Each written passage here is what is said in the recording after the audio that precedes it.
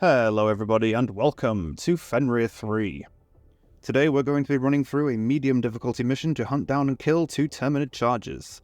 For this mission I am taking a light armor for the increased movement speed and stamina, with the bonuses of increased throwing distance and limb health. My stratagems will be Orbital Laser, Eagle Strafing Run, which I am taking due to the daily order of killing 100 enemies with it, the Railgun Support Weapon, and Guard Dog Rover with Laser Rifle. I'll also be using the Hellpod Space Optimization Booster for maximum ammo, stims and grenades when we land. Now, for everybody's favourite part, the drop. I just want to add a short disclaimer to the start of this video as well.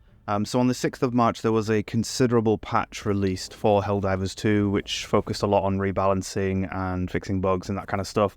So some of the stuff I talk about in this video will have changed since then.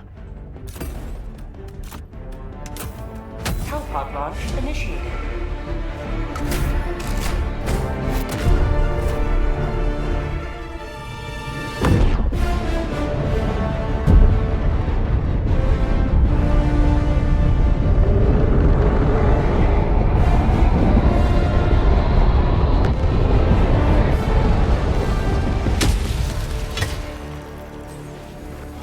Right, first things first, we'll need to call in our support items and get our bearing on the map.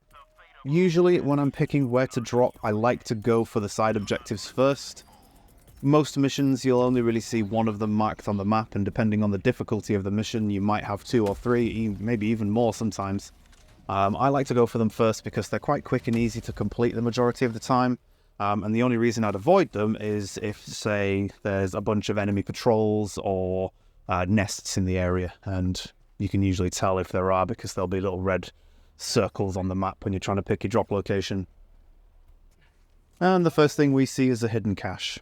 I love finding these on missions. They're filled to the brim with goodies such as the War Bond medals, super credits, the premium currency, requisition slips. You can even find stuff like support weapons, samples, ammo, grenades and stims, just all kinds of goodness.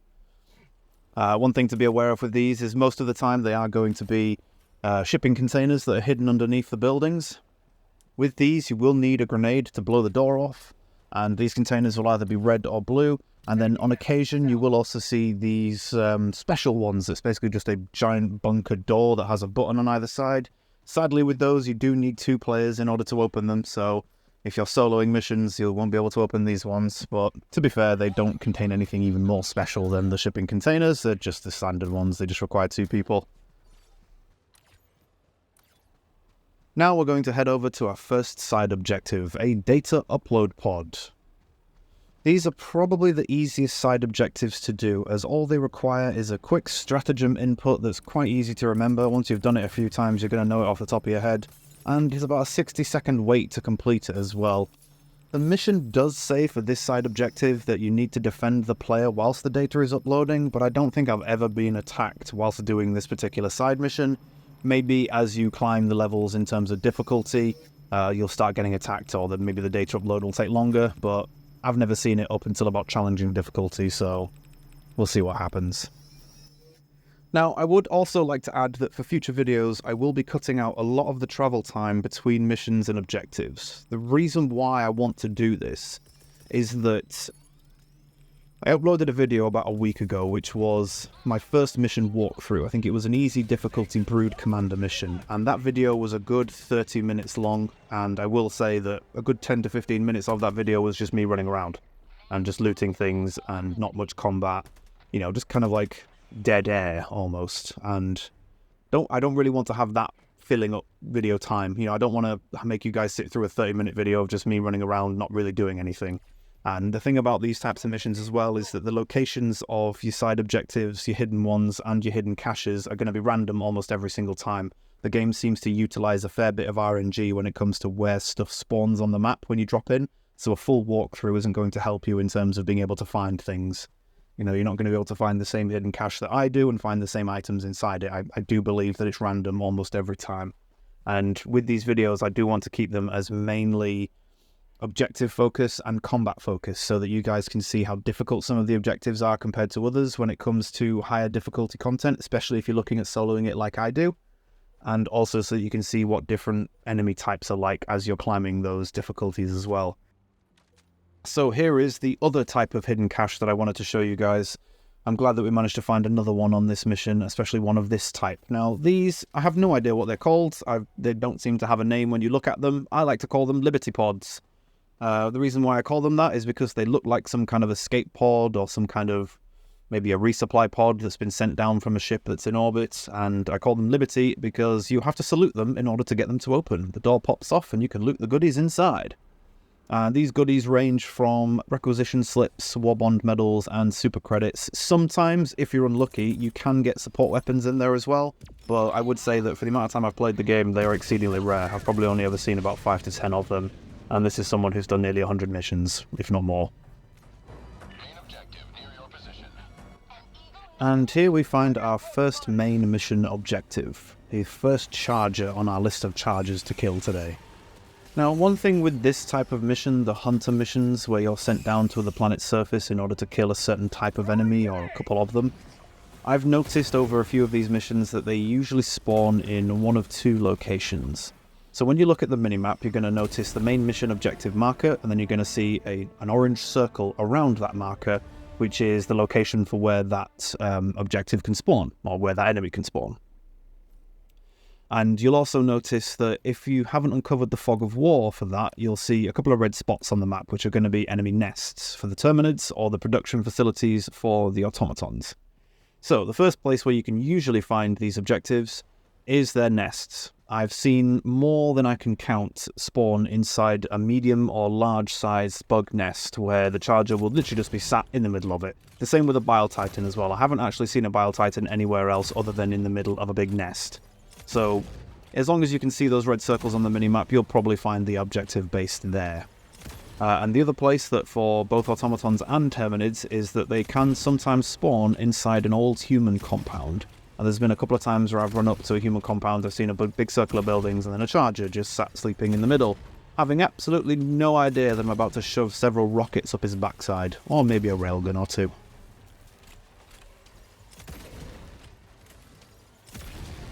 And there he goes. There's our first charger eliminated. Now, there's one small thing I just want to point out about this specific charger, is that he is the behemoth variant of chargers. The ways that you can tell this are by looking at him. You'll notice that he's got the increased armor on his on the front of his face. He's got that big bladed axe shape on the front of his nose. He's got those two horns protruding out from the bottom of his mouth. He's also got those two extra bladed parts on his legs that you can see sticking out. The other thing that you can tell from this guy is the increased amount of health that he has. Usually with chargers, I'm looking at only 4 or 5 railgun shots to the face and they're down. Whereas this guy took 15 of them, and my guard dog Rover over there was laser beaming the heck out of him and he still wouldn't go down. He is one tough boy. But fortunately, because the railgun causes them to stagger every time you hit them with it, they're quite easy to keep at arm's length, especially if you're fighting them one-on-one. Okay, so before we go off and hunt the last charger, I just want to go and clear out this medium bug nest that's tucked away behind us. The reason I want to do this is because I'm trying to increase the amount of requisition gained from doing these missions, and also increasing the amount I get from the bonus at the end of the mission. Because I'm a little bit of a completionist and I want to unlock all of the stratagems available. As of the recording of this video, I am account level 23, and I would say that I've unlocked the majority of stratagems that I'm going to want going forward into harder difficulties. But I am, like I said, I'm a completionist. I want to unlock everything. The other reason I want to bank requisition is because of coming content that might be on its way. Now, don't get me wrong, none of this has been confirmed by the developers yet because we don't have a roadmap for the game, but there has been a couple of teaser videos dropped from various locations that show in-game footage of mech suits and vehicles and other armor sets and weapons and stuff like that, and I want to have as much requisition as possible for when this does get released.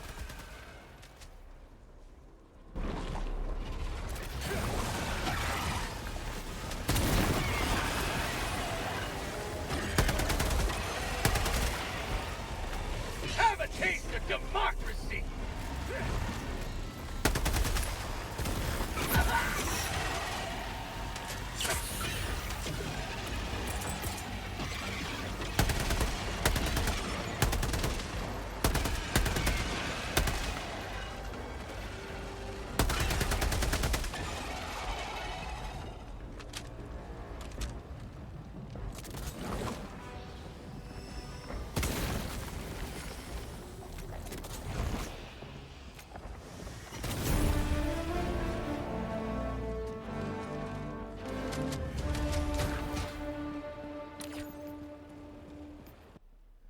Is that?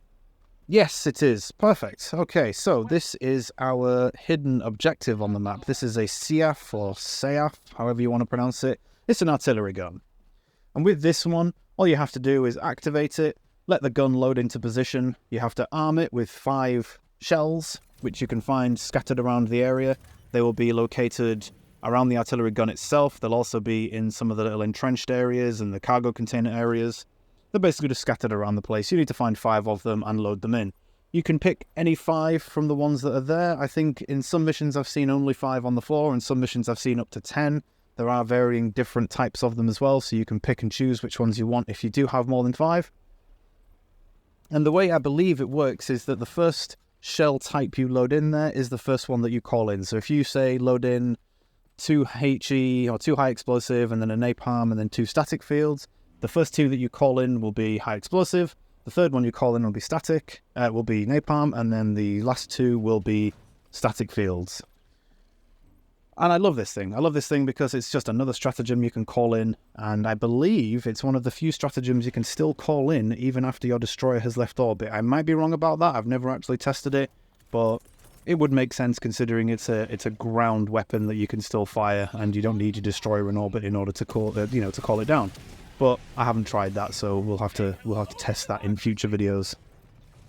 There is also a sneaky way that you can load these guns slightly quicker than just having to pick up a shell and manually walk it over. When you pick the shell up, if you drop the shell and then pick it back up within half a second, your character kind of steps forward a bit, but he steps forward a bit quicker than he would if you were to just be walking with the shell. The idea here is that you drop and pick it up repeatedly every half second or so.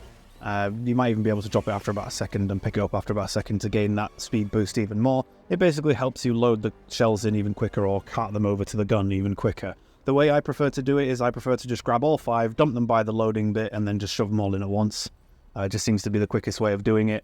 But I would also say that manually walking them over isn't that bad. And again, the shells aren't located miles and miles away, so it's not like you have to walk for days with a shell in your hand. It's literally just 5 or 10 meters, so it's not too bad.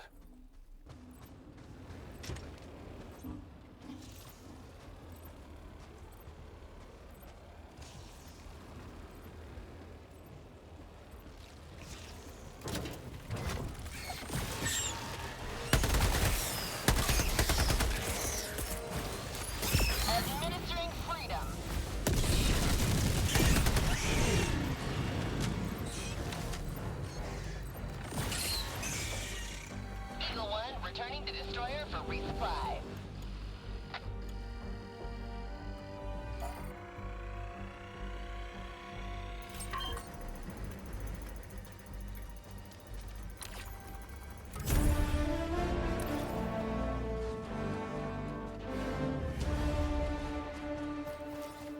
Main objective nearby. And here you will see that we are right next to our second charger's location. One thing that you'll see me do in a few seconds is I will ping something on the ground in front of me in order to see what it is. The idea here is that if that thing I was looking at was the charger, but because of the way the lighting works, because it didn't look like one, if I ping it and it was an enemy, it would come up with that red ping and it would say heavy or something like that, and it would confirm to me that I am actually looking at the charger and not just a rocky outcropping that's sticking up out of the ground. Unfortunately, this time it is just a rocky outcropping sticking out of the ground, but it is a useful tip that I have been keeping in my back pocket for another tips video, hopefully in future, that helps people locate certain things from a distance. You can also do that with the artillery that we just completed. If you see it off in the distance and you really can't tell whether it's an artillery or not, if you aim down the sights of your gun and ping it, it will appear on your minimap as an objective, and it will confirm to you whether or not it was the artillery you were looking at. If you're wondering why I started beating the heck out of that dodgy supply pod that I found inside the bug nest, the reason why is that these are other little hidden things that you can find. So the mission sometimes likes to spawn in these support pods that are malfunctioning, and if you hit them enough you will smash the pod and the support item on the inside will fall out. Now, a lot of the time I find these, I don't usually end up picking the item that falls out anyway, unless of course it's just another type of the one that I'm holding. So with the one I'm currently holding, it's a railgun, and I've also got the guard dog rover on my back, so I don't really have a free slot for any supports that drop, but so it would have to be a good support in order for me to swap it out for the one I'm currently holding. This one was a jetpack, and I won't be using it because I don't really see the point of using a jetpack on this particular mission. I think the rover's doing a heck of a decent job taking down all the smaller Terminids whilst I'm fighting the bigger ones, so we're going to keep hold of him for now. Liberty!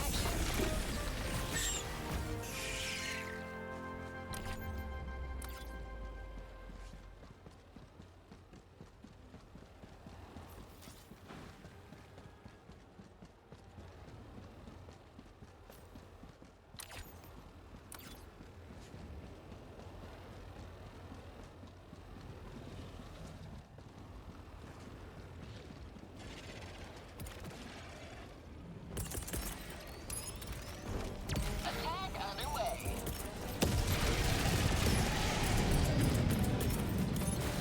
Firing orbital laser.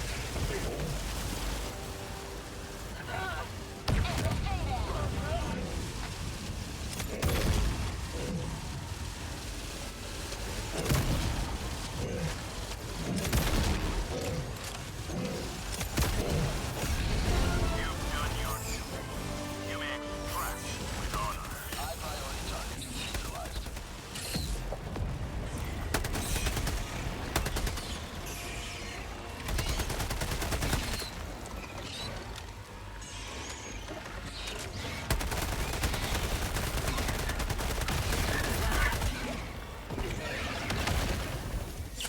My life for Super Earth!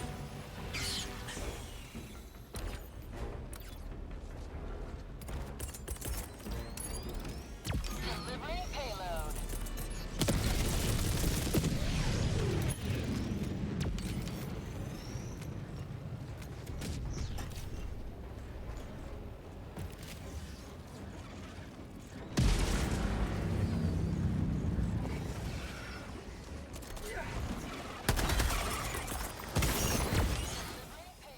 And that is the main objectives for this mission completed. I'm guessing you will have noticed that that was another charge of Behemoth, especially by the way he was tanking the heck out of that orbital laser.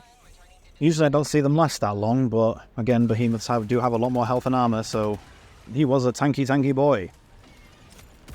I also got a bit stratagem crazed by the end of that one. I kept expecting a large attack to keep coming, considering we were right next to two big nests, but we seem to be alright. They didn't seem to come at me too much. I was overly using the CF artillery a bit too much, especially with that static field. It was kind of pointless calling that in, considering there wasn't really anything around that corner. I guess I'm just a bit jaded from the egg hunt missions. Wherever I see those big Terminid structures with the orange glow coming from them, I always expect some kind of attack to be inside there. So I always just call something in just to be sure. And then with the strafing run, like I said at the start of the video, I'm using that quite a lot because you get 3 uses of it. It's quite quick to call in, quite a decent, like a short cooldown. And it's my daily mission to kill 100 of them, 100 enemies with it. So we're trying to complete that as quick as possible. So for the rest of this mission, I'm just going to use this machine gun I found on the floor. I don't really plan on keeping hold of the railgun until the end, because I don't really think we're going to find anything too heavily armoured that's going to require the railgun to take down. And if I'm unlucky enough to happen across a third charger, it's unlikely considering that we're on the medium difficulty, but if we are that unlucky, I was just going to take my chances and kite him round in a circle while shooting his backside.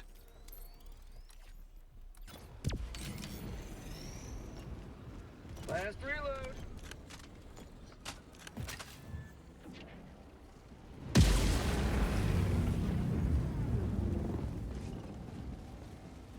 Bug outpost spotted.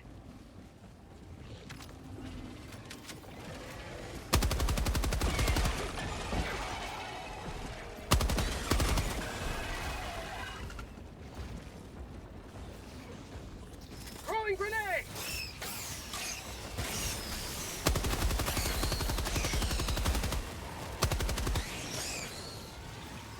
Fire in the hole!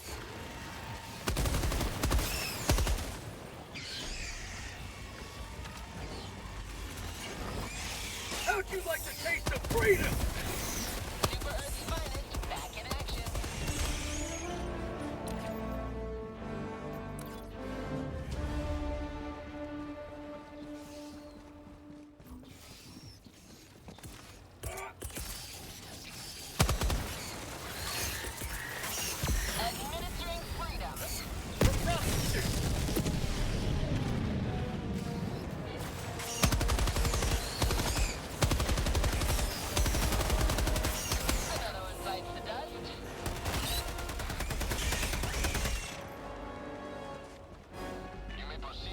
Extraction when ready.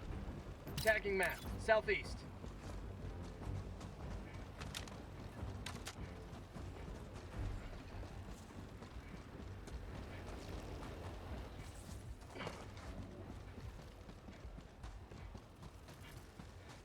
There's something here.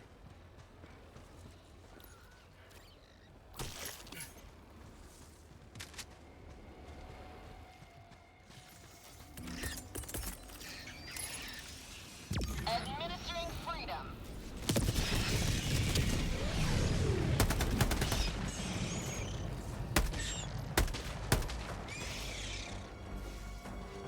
Now that's what I call liberty.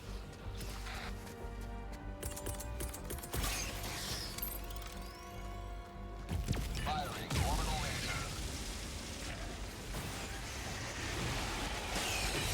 Get some! Get some!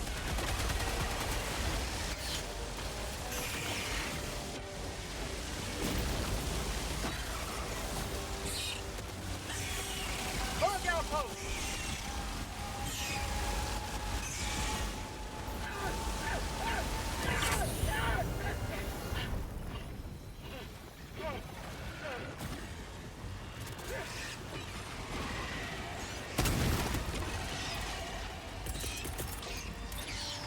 Sending down equipment package.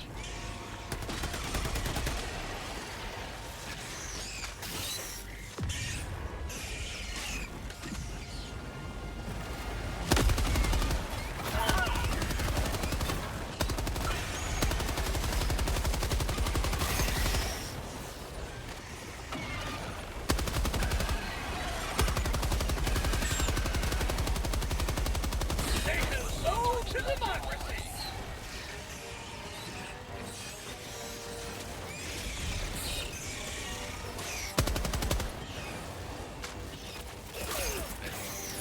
Administering freedom. Feels good!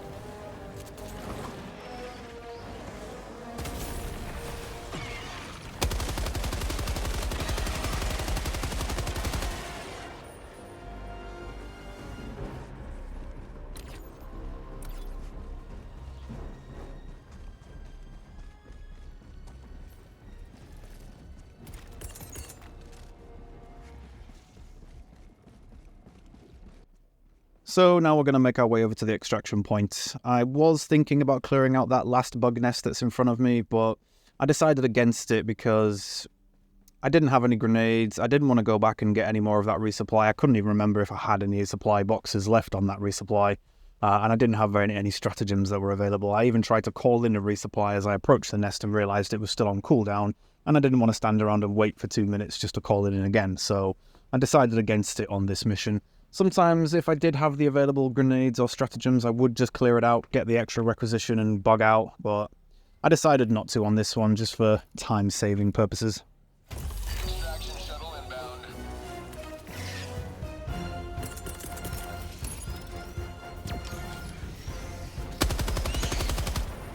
How'd you like the taste of freedom?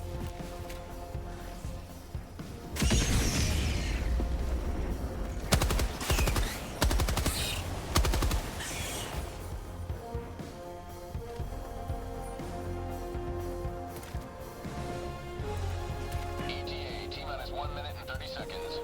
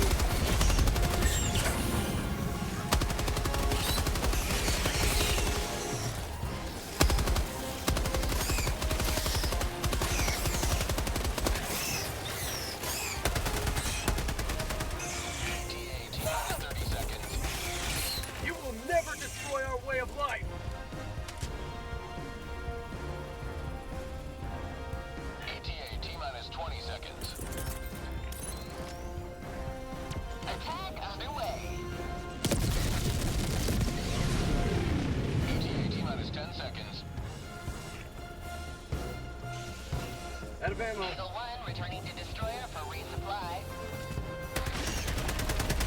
Pelican 1 arriving at coordinates. Pelican 1 landing sequence initiated. Watch where you're standing.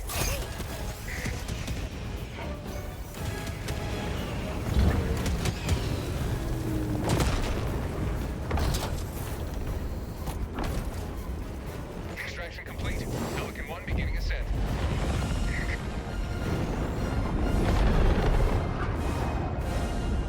Democracy prevails once more. And that is that.